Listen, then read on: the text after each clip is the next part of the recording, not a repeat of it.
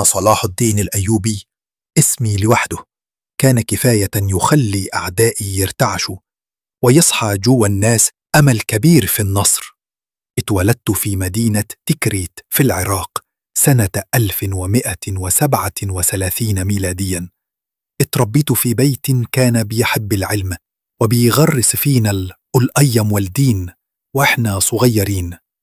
أنا ما كنتش بس قائد جيش، لأ، أنا كنت مؤمن إن الأمة مش هتقوم غير لما نتوحد، وعشان كده قدرت أوحد مصر والشام وأبني دولة كبيرة ليها مكانة وهيبة في العالم. سنة 1170 كانت القدس تحت الاحتلال الصليبي بقالها 88 سنة. قلت كفاية ولازم نرجعها. قدت جيشي وبعقلي وحكمتي انتصرنا في معركة حطين وفتحنا القدس في سنة 1180. أنا كنت رحيم، ما حبيتش أسفك دم، ومع إني كنت في حرب كنت بفضل السلام، وبين الحرب والسلم ما نسيتش العلم.